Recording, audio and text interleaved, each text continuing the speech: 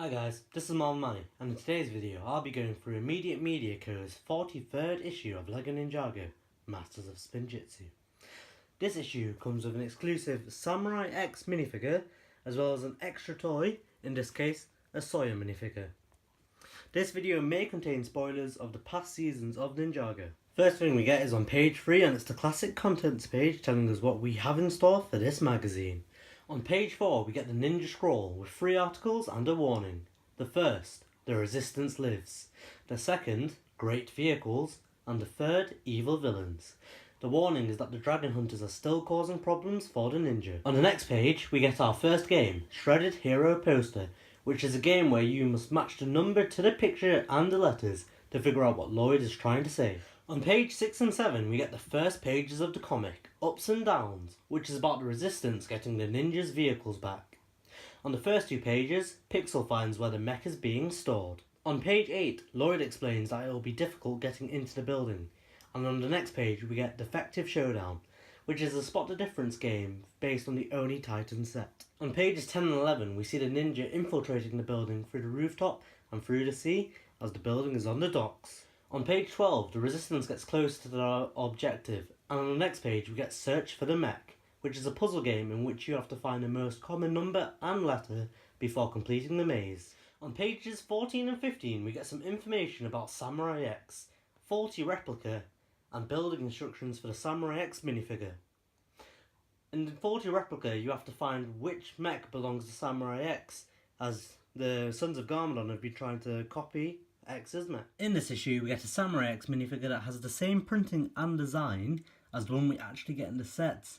But that being said, I do really like this design for Samurai X because of the colours, like the red, gold and white, as well as the actual shoulder piece here, not sure what it's actually called, and the helmet, because I think there's a really nice contrast between white, black and gold.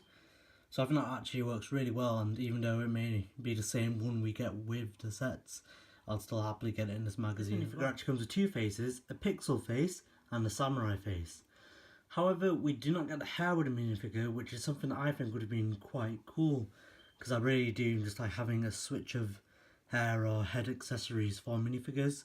It's the same with all kind of different themes of Lego as well. So like if I get an Iron Man minifigure, I want Tony Stark's hair with it as well. But that being said, Pixel usually does have weird hair, which is quite hard to get, so it would have been quite nice to get it, but it still works perfectly fine without, especially with the added accessories of the spear and shield. Of course, the main attractions of this minifigure are the tech spear and cyber shield.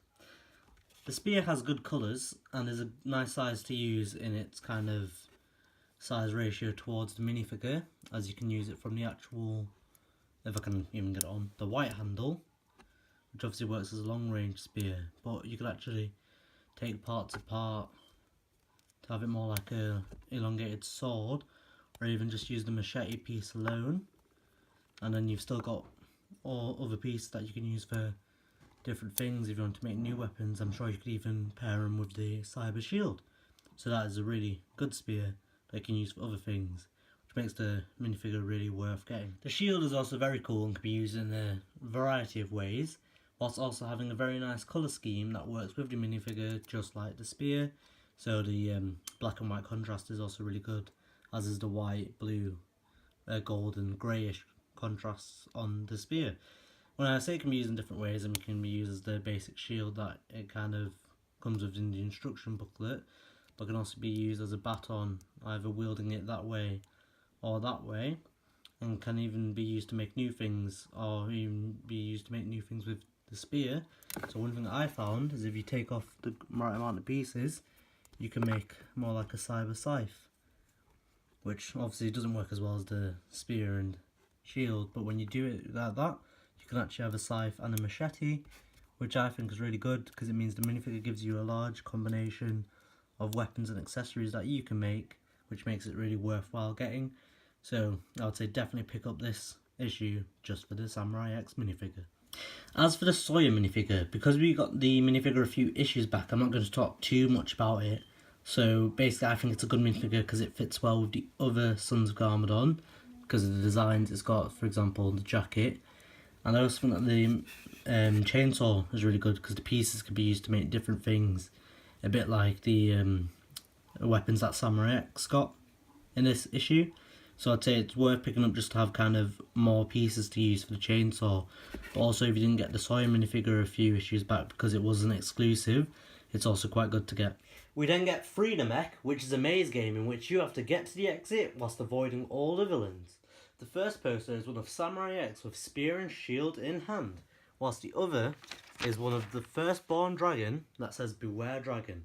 I personally like this one, obviously because the firstborn set is one of my personal favourites. On page 21 we get Your Hero Mask, a mask you can design and colour, as well as Assemble the Team, which is a word search game. On pages 22 and 23 we get an overview of the firstborn set, which is one of my personal favourites from this past season.